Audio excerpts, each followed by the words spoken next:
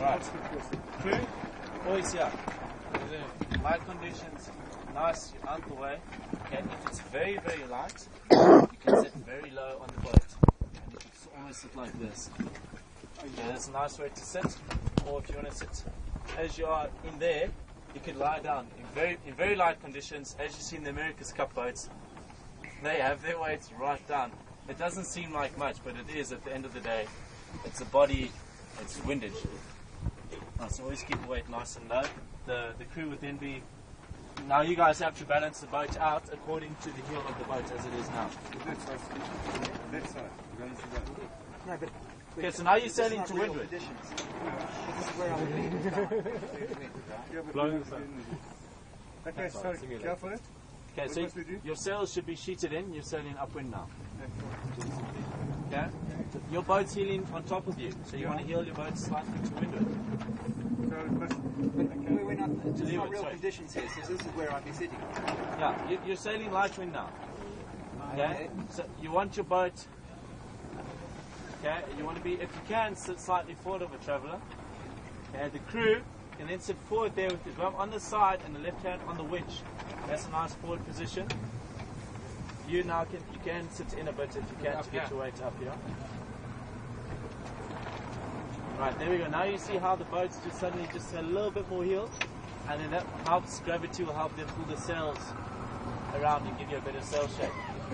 Right, now as you're coming to the mark, now the crew, from his position now, wants to set up the Spinnaker pole. So unclips it there, without moving, he just clips in the guy into the pole, just like that. Right, now what you can do is the halliard is right in front of you at this stage. Okay? The red one. The red one. Okay, so put your hand underneath your pole. No, that's wrong one. Yeah, it's this side. Yeah. Now pull it up. Okay, now push it forward. Okay, now the skipper can sail it because he's in that position. And hold it there. One of the red ones. Okay, cool. The skipper's sailed it, you leave the boom hanging. Right, so what you can do is when you hang it, put the pole up and put it symmetrical, right, straight out, and then drop it a little bit. And then once you've dropped it sort of at, 15 degrees, then mark it off. The reason to mark it off is because if your pole is up and your leech line is pulled tight, when you hoist it, it's gonna actually get the spinnaker to set a lot faster than if your leech is loose. So it just helps it pop it out. So the skipper there then helps the crew tail because you can lean forward. By that, you're getting your weight forward. Now we're coming closer to the mark. So now the crew would now start easing the clue out. As he goes out, you come forward, and all you do is you take your right hand on the pole, right hand, and then you extend it forward and clip it on. As he's clipped it on, then goes down, sits down, grabs the sheet. Now the clue then comes, okay, just grab it over the rails. Okay, then now the clue gets fed out, and then you take up slack and get it up to the pole. Alright, so now, what you're going to try and do from the crew side is you need to try and take the spinnaker and put it over the guardrails so that it doesn't affect the shape of the genoa. So if you pull it back now, pull the spinnaker back, pull the clue back.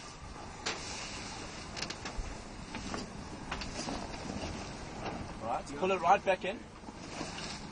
Now when you're allowed, put it out, okay, put it over the guardrails.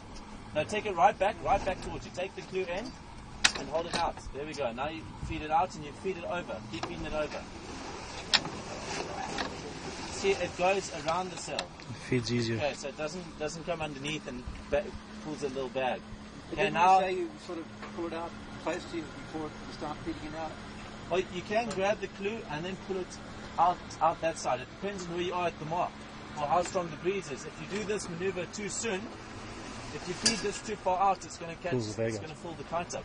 But if you ease it off just to about there, in stronger breeze, then it won't catch breeze.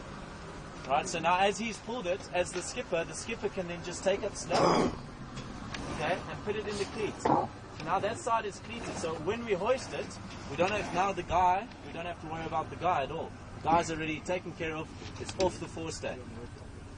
So now as we bear away now, we're now bearing away. The crew goes round to hoist the kite. The trimmer then takes the bag and puts it out. So you're going to hoist off the mast, the other side. The other side. So you're coming around the mark, you're bearing away, goes around. Let the crew hoist it. Your boat has got a cleat on the mast, isn't it? Yeah, So you let your crew hoist it. As the crew hoists it, all you're doing is you're taking up the slack of the guy, of the sheet. Right? But now you can stand up. So you can stand up in your boat. As he's hoisting it, you should have that sheet in and pull tight once he's hoisting. Okay, if we get a twist, how would the bowman sort it out? The bowman can come and all he does is he pulls along the clue, or if our genoa is dropped, let's drop our genoa, which is the blue line, the blue halyard.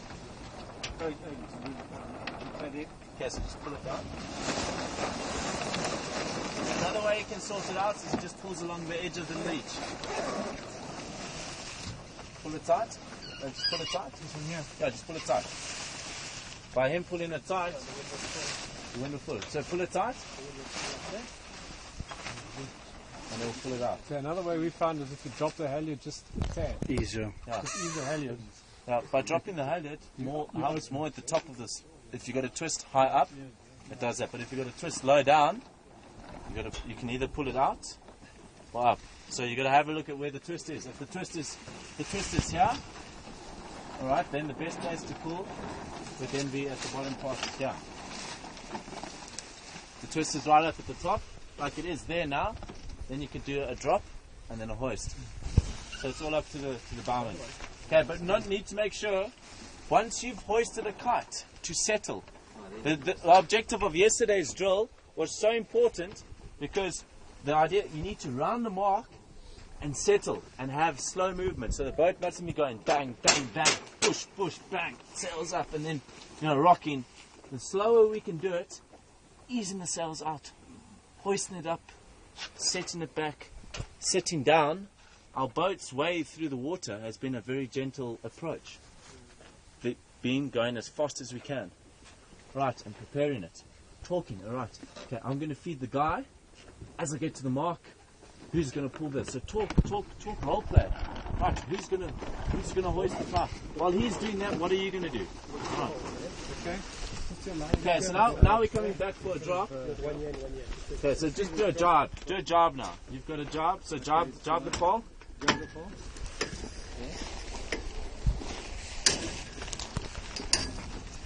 Okay, now our Spinnaker would be like flying out high because we haven't got anyone flying the kite at the moment.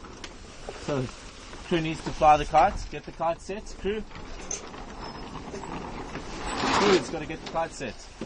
There we go, you got a sheet on your sheet. Now you got to get the sheet on. You got 2 ends to a Spinnaker. No, that's the crew. The crew must fly, 2 ends in his hand. Okay, ease your pole forward, get the kite fine. Okay, ease your pole forward some more.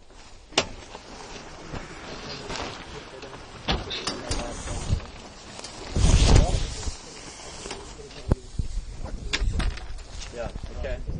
You can't really cleat on. Just hoist the halyard all the way up at the top there. Say why? Because by the halyard pulling forward, it's then putting tension on those stays. Okay. That's why I would also rather tie a knot up there instead of a shackle, because that cable could make that shackle come loose, or it could hook on the shackle or onto the forestay itself. We also mark our Spinnaker halyard when you know when it's fully up. Mark it. You can mark it or as hoist.